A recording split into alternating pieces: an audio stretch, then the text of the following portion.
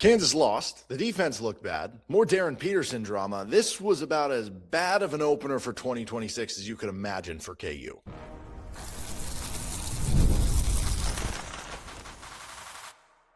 You are Locked On Jayhawks, your daily podcast on the Kansas Jayhawks. Part of the Locked On Podcast Network, your team every day. What's going on? Derek Johnson here. This is Locked On Jayhawks. Thanks for making it your first listen every day. And thank you to the everydayers catching each and every episode of the show. Thank you for making the Locked On Podcast Network now the #1 sports podcast network. And on today's edition of the show, we're breaking down KU's loss to UCF. What went wrong? What's going on with Darryn Peterson? We're getting to some of our game awards. What's next for KU? As this certainly changes some of the precipice of what exactly is your target goal for this team this year. And today's episode of the show is brought to you by FanDuel Sportsbook. With FanDuel Sportsbook, if you want to be right in the middle of the action this season, visit FanDuel.com and place your NFL live bets all season long. So KU falls 81-75 to UCF. It was a game that they couldn't really stop UCF. Like defensively, it was probably KU's worst game of the season, especially when you consider the opponent. UCF has a good offense, but the other game you could argue would be the North Carolina game. I think Carolina is better than UCF.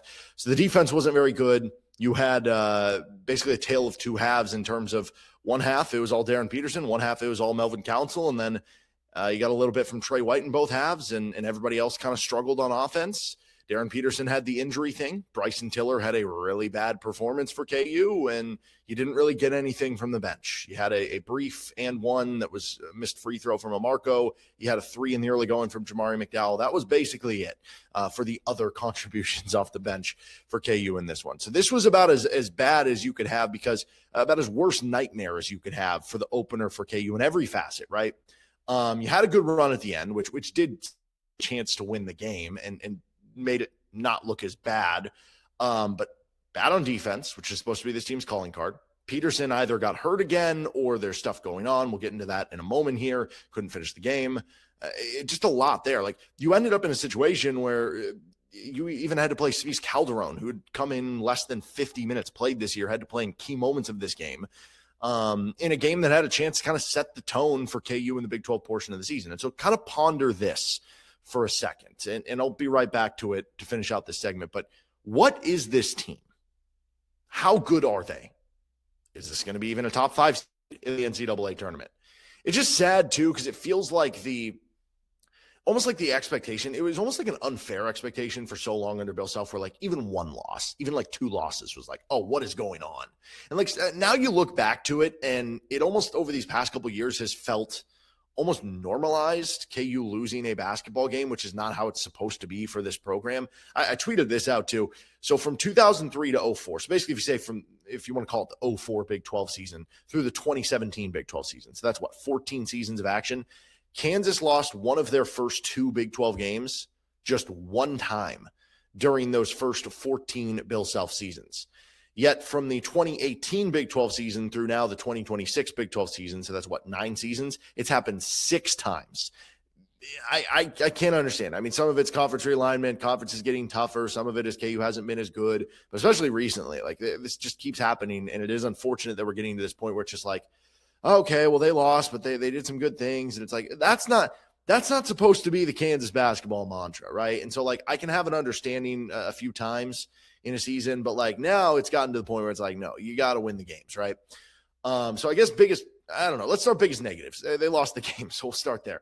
Number one is just that you lost the game, right? The impact of the loss is pretty critical for KU. We detailed in a roadmap episode, needed to go at least 5-2, if not 6-1 in their first 7 games if they want to be in a position to finish top 4 in the conference. And I guess theoretically you could finish 6th in the Big 12 this year, and you'll still probably get a 6th seed in the NCAA tournament, and you'll still be a decent team. But like, again, that's not the goal of Kansas basketball. The goal is to win championships. The goal is to make Final Fours, right?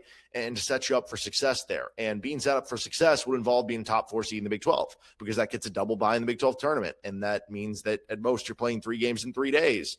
And especially with the Peterson issues, you don't have to be playing as many games as possible there. And it also means your resume would be better and would put you in a better shot to do all these things that you want to do. And now you're behind the 8 ball, that you're basically in a situation where it's like, if you want to get to that 5-2 or 6-1 in the first 7 games, okay, now you've basically lost your margin for error, and good luck, because you still have a couple other road venues that you've struggled with in recent years, like K-State and West Virginia. You still play Iowa State at home and Baylor at home with James Najee, right? So that's obviously the biggest negative here to me, that you couldn't get started on the right foot and give yourself a slight advantage. The other biggest negative is the Peterson issues continue again. And this becomes an even bigger issue this game, because the injury report that we saw coming into the game did not even have Darryn Peterson on it at all, which almost indicates to me that, like, okay, we were past this problem. Well, clearly we're not past this problem. Now, if you do want to go with what Bill Self said in the postgame, he said in the postgame that this was a minutes restriction, that they wanted to keep him around 24 minutes. He ends up playing 18 minutes in the first half for KU. And then at that point, you're kind of on borrowed time in the second half, and Peterson finished the game with 23 minutes. But here's my thing. I can understand a minutes restriction restricting the amount that he was playing in the second half. Where I start to lose faith in that comment is a couple things. One, you see him at different points during the game, and they're showing him in the broadcast sitting next to the trainer, talking to the trainer. I don't know. It looks like doing some sort of work on the leg, whether it's like the Theragun or getting massaged or whatever it is. Like, and so that wouldn't be like, oh, you're just sitting because it's a minutes restriction. Well, why are you getting worked on over there? And I guess you could say, okay, maybe it's precautionary. But like, the other part of it to me is this. I mean, first of all, we heard from Tre White in the postgame, and you know, like, were you surprised there was going to be a minute restriction or something like that? And he was just like, I don't know. He was kind of surprised by it. Like, it just didn't really add up. But, and I guess that's kind of the thing here. Here's the thing. Bill Self is the ultimate competitor. Bill Self will, there's games early in a season where Bill Self will play in past years where you could look at Bill Self playing a 6-man rotation or 7-man rotation in one of those Champions Classic games, even though they're like the first games of the season and they represent good opportunities to get your guys playing time and experience. But he's like, no, I want to win the dang game. I'm going to go with the guys I trust. And you end up with this coach who I guess prioritizes that to where, like, I would believe a little bit in the idea that, okay, Darryn Peterson, he sat from the under 12 timeout until the under 4 timeout because of the minutes restriction. But now that it's push comes to shove time, the under 4, Bill Self's so competitive, he's going to put him in for that point. That's where I lose a little bit of faith in it, right? Now, I guess maybe you could, if you want to believe that stuff, maybe you could make the argument, okay, the idea was, hey, that's what we're going to do. We're going to sit him from whatever he came out as like 10 minutes and change, and we'll sit him till the under 4. And if it's a close game, we'll bring him back in. But at that point, what was the score? I mean, at that point, was it when it was UCF was up by 9, when it was like 70-61? I don't remember the exact timing of that, because maybe that was like Bill Self being like, well, it's the under 4 and we're down 9, so why waste the minutes or risk him getting injured? I guess we'll just leave him out. And then you go on this run and you tie the score at 70, and you tie it again at 72, and you're like, oh, but we're playing better without him right now, so why would I mess with the mojo? Why would I mess with the lineup at all? Maybe that's something you could convince yourself to. To me, this reeks of reeks is the wrong word. I'm not there. And I'm almost to a point where, like, I just, should you rent me at this point? You're not going to play until the final, whatever it was, 2 or 3 or 4 games of the regular season. Get you that on-ramp to the end of the regular season, give you ample time off here. Then you'll really start to ramp it up in the Big 12 tournament, and then you'll be ready to go to be a key contributor in the NCAA tournament. And like, at some point, and we'll see what the status is next game against TCU, because it's a quick turnaround to Tuesday. But at some point, and I don't know that we're there, maybe we are, at some point, you got to crap or get off the pot, if you know what I mean. Like, it's just like you have to figure out what you are as a team. And it is weird because Peterson, like, objectively played very well today. He had 26 points in 23 minutes. And yet at the same point in time, KU as a team was playing better when he was not on the floor. Darryn Peterson was -4, but that doesn't make sense.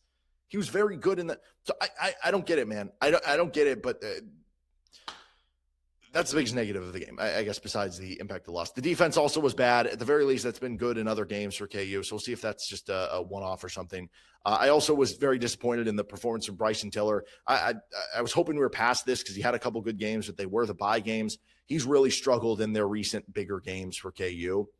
And I think in general, in too many of these power opponent games, KU's two big lineup is disappearing. I mean, I don't think Flory had a bad game. He had 4 blocks. He had 8 points. He had 9 rebounds. But I don't think Flory had a good game either. And it feels like too many of these games, we're saying this about the KU two big lineup, that it's like, it's just kind of there sometimes, right?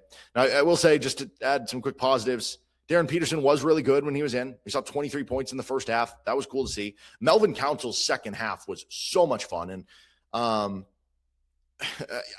how could you not love Melvin Council at this point? I don't know, man. And like, I guess at the very least, like, they did show some resolve in making that comeback despite not finishing it. I'm not giving up on this team. I just think there are certain flaws and there are certain things that they need to move past. But a loss like this to me is disappointing because it's like, okay, I'm not saying that I expected this team to be a top 5 team in the country with what you have right now, especially with the Peterson stuff. But I expect them to be top 15. And this was a loss that made it feel like more in that, like, you're in that 20 to 25 range, right? And I asked that question at the beginning, what is this team? It's certainly made harder to answer given the yo-yo nature of Peterson's availability. But I think that's the disappointing part, is that a loss like this felt like some of your recent years' losses where you would go on the road and kind of crumble. Now, you do at least have the at NC State loss to point to and be like, okay, maybe this is just one game. Maybe UCF ends up being really good, whatever. But again, this is Kansas basketball. So next Saturday, you're at West Virginia. You better win that game. All right, let's get on to our moments, stats of the game, awards of the game, all that next. Today's episode of the show is brought to you by FanDuel Sportsbook. NFL Sundays move fast. One big play and suddenly everything feels different. That's what makes live betting with FanDuel so exciting. You're not just watching the game, you're reacting to it in real time. With FanDuel, you can place live bets as the action unfolds. Every drive, every momentum swing, every highlight moment. Live betting is best when the game starts to shift, especially if you get that sense. Like, there's nothing better than being like, no, I'm feeling it. This is the start of the comeback or whatever. And you find those live odds and then you hop on it and they come back. You know, I actually had a friend who had action on that Georgia Ole Miss game, which Ole Miss they're up 3 late in the game. And he bet a live over on the game. The live over was 72.5 or 71.5, one of those two. And so it was short. It was 37-34 after Ole Miss kicks the field goal. And he's like, I'm screwed. I'm not going to win this bet. And then Georgia is returning the kick and they throw the ball around and it ends up being a safety with 1 second to go. And he covers the over. Those are live bets that are making memories, right? So if you want to be right in the middle of the action this season, visit FanDuel.com and place your NFL live bets all season long. FanDuel, the game moves fast, and so can you. Thanks again for joining us here on Locked On Jayhawks. Don't forget, too, you can check out our Everydayer Club, where you can tune into the show ad-free on all your major podcast networks and also get access to our Discord server, lockedonpodcast.com/everydayer, lockedonpodcast.com/everydayer. All right, moments and plays of the game. If we're talking some of the positive plays, I will say that stretch in the first half where Darryn Peterson scored like 11 straight KU points, that was sick. The 9-0 run that KU had to tie it at 70, including the Council layup to tie it at 70. And then even the one you get down 2 again, 72-70, and Council makes another one. That was sweet too. But obviously, I guess the plays of the game, the moments of the game that decided it the other way, you could probably point to like a couple that come in my mind. One would be the 3 by UCF from the corner that made it 75-72, obviously. When Darryn Peterson went out, like that would be one moment that you would kind of point to that changed the game for the worse. There was also a moment where KU was, I'm trying to remember what it was. It was like KU down 3 or 5. It was, I don't know, kind of midway through the second half. And it felt like KU was starting to make a bit of a run. And then they throw like a kind of a lob to Bryson Tiller and he couldn't finish it. He kind of caught it in the air I think it was from Council, and it just popped out. And that was just kind of a story of the game. It was not a great game for Bryson Tiller there. And those would be the moments that certainly stick out there. Now, if we're talking stats of the game here that kind of defined it, I was surprised, but I mean, the first half, UCF shot over 50%. I was surprised to see at the end of the day, they only shot 44 from the field and 30 from 3. But overall, UCF still had a super efficient offensive game because of A, the first half, and B, Kansas just cannot force turnovers. This has been a problem all season long. It was one that we've talked a lot about and said that, okay, but it had at least been a little bit better over the previous 5 games. It was not any better this game. UCF finished with just 6 turnovers and led Kansas 15-8 in points off turnovers. That is the difference there, right? So that ends up being a key thing. UCF also had a 13-11 offensive rebound advantage with a 16-13 advantage in second chance points. Bench scoring was huge, 18-5 in favor of UCF. Points in the paint for a Kansas team that wants to do that with Flory and Tiller playing two big basketball, but it was 38-30 in favor of UCF. KU even had 7-2 in blocks, and that was still the case. But I think for me, the stat that you would point to would be the fact that UCF just had 6 turnovers and led 15-8 in points off turnovers. A game they won by 6. They won that stat column by 7. I guess you could also say Darryn Peterson, 23 minutes. Who knows?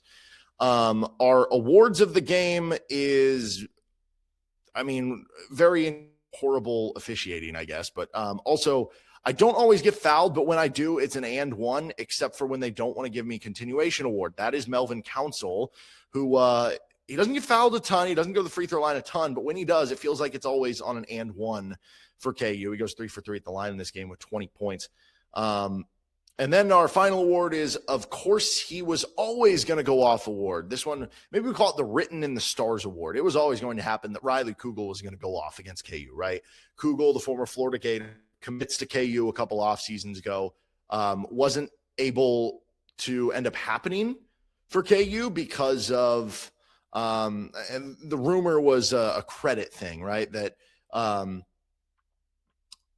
the credits just didn't transfer and line up and stuff, right? So he ends up going to Mississippi State, and then now he ends up at UCF, and he's had a good year so far, 13 points per game. He shot well from 3, but he was even better today. He was unbelievable from the mid-range. He could not miss from the mid-range. 19 points, 8 of 17 from the floor. He had 3 rebounds, and he obviously hits that and one at the end from the Melvin Council gets him. And of course, it was always like you can always count on the random shooter who's shooting 25% from 3 or something, or I don't know, coming into Allen Fieldhouse and going 4 of 9 or something like that.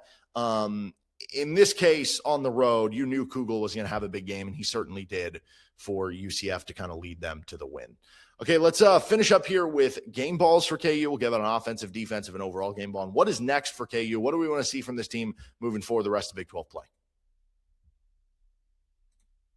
Today's episode of the show is brought to you by Aura Frames. Well, the holidays are officially past here, but you might be having somebody's birthday. Obviously, you got Valentine's Day coming up, right? And Aura Frames is still the gift that delivers every time. It's not just something you wrap. It's a way to share memories, because Aura isn't your average picture frame. You can preload the frame with photos before gifting it. So when they plug it in, the memories are already there. No apps to figure out, no setup headaches, just instant smiles.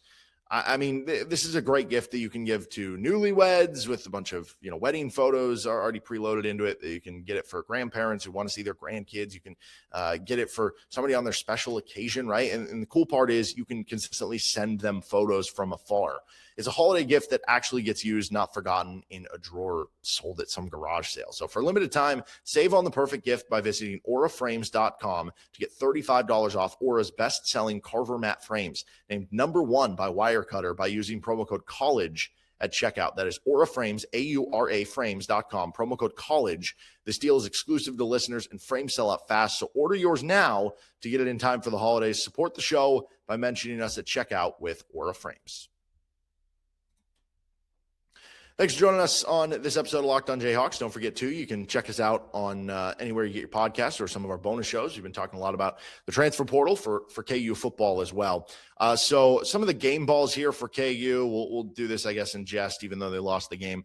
Offensive game ball, I mean, theoretically, I probably still should pick Darryn Peterson. 26 points in 23 minutes is pretty bonkers, but it's hard with him missing so much time. I am going to go Melvin Council in the second half. We'll clarify. We'll say second half Melvin Council. 0 in the first half, 20 points all in the second half for Melvin Council. He was 8 of 11 from the floor, kind of just trying to will KU back into the game. So we'll go second half Melvin Council for the offensive game ball. For the defense, KU, I mean, this was not a great defensive game for KU.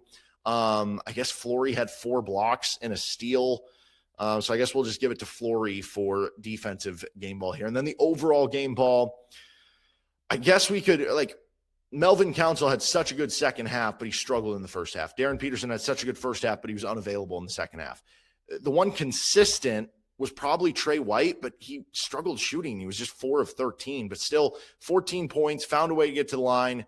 Had that big foul on the three that gave a chance kind of at the end again. And he also had 11 rebounds, 2 assists, played a team high 37 minutes. And here's a little fun fact. Only 3 Jayhawks finished with a positive plus-minus for the game. One of them is Tre White with a +1. One is Samiz Calderon. How about that? In those 5 minutes was a +4. And then Jamari McDowell was a +6 in 19 minutes. So we'll give Tre White the overall game ball here, even though it wasn't his best shooting game overall. So what is next for KU? They are going to be back home on Tuesday night against TCU in what becomes a must-win game against TCU. And then it's next Saturday at West Virginia. We have not seen this team do well on the road over the last couple of seasons. And that was why the at NC State game was so big, but that's why this game was kind of big for KU too. And you look at the first 7 games that we continue to say, hey, can you go 5-2? Can you go 6-1? That gets a lot harder with a loss here. But now you look at it and you still have at West Virginia, who you've really struggled at. You know, like Frank Mason never won at West Virginia. You've lost there recently at West Virginia. You even lost at home to him last year, albeit a different coach. You're at Colorado, which, you know, Colorado isn't the best team, but that can be a difficult place to play when you factor in the altitude. And then you're at K-State, which, like, you know, I don't know how great the K-State team is, but like K-State wasn't very good last year and they beat you. They beat you 3 straight years in Manhattan. So none of these are gimmies at this point in time. And then you look at the Iowa State game at home, which you're now projected to lose by 3 points. This is a really important upcoming. How does KU respond to this? And how do they figure out the offense, man? I mean, right now, Kansas is 54th in the country in adjusted offensive efficiency. They're 230th in offensive rebound rate. They are 316th in the country in steal rate defense, 355th in the country in turnover rate defense. I don't even know if they have to improve it. Like, it might not be doable to ask them, can you be a better offensive rebounding, offensive team, and steal team? Can you just improve one? Can want to improve over the back half of the season, and maybe one of those would be enough to push them over the edge a little bit more. And then, you know, what the heck is going to be the deal with Darryn Peterson coming for the TCU game? Because that's going to tell us a lot, right? Going back to the Bill Self comments about a minutes restriction. If Darryn Peterson is unavailable for the TCU game, or he's listed on the injury report for the TCU game, that's going to tell us everything we need to know, that it's not just a minutes restriction. Like I said, I'm sure there was a part of Bill Self that wanted to have a minutes restriction there, but I'm just saying I think there's more to the story. And if we see him on the injury designation in some way, or he doesn't play, that tells you the whole answer there. Now, if we don't see him on the injury designation at all, that would be good news for Kansas. And then maybe it's a situation of what is the minutes restriction for this game. And also, here's the other thing. I get it. Bill Self got a little carried away in the first half, but like, if he really is on a minutes restriction, he needs to not play 18 minutes in the first half. Play him 10 minutes in the first half, just so you have the option to play him 15 in the second half. Maybe that's just my opinion, but I don't know. All right, that'll do it for this episode of Locked On Jayhawks. A little bit of a downer with KU losing their Big 12 opener. Back-to-back years losing the Big 12 opener. The 6th time in the last 9 seasons they've lost one of their first 2 conference games after only doing it once for the first portion of Bill Self's tenure. And now KU with a must-win on Tuesday against TCU. We'll preview that game coming up we'll release that one on Monday night. It'll come out Monday night into Tuesday morning. On Monday's show, we're going to be breaking down the transfer portal. There's been a lot going on this weekend for KU. Talk about the different visits, offers, players coming back, players leaving, all that on an transfer portal extravaganza on Monday's show as well. Maybe we'll even release it on Sunday night if you're good. All right, that'll do it for this episode of the show. Thanks so much for joining us on Locked On Jayhawks. Don't forget to check out the Everydayer Club or Locked On College Basketball, Locked On College Football for your second listen every day. And see you next time on LOJ.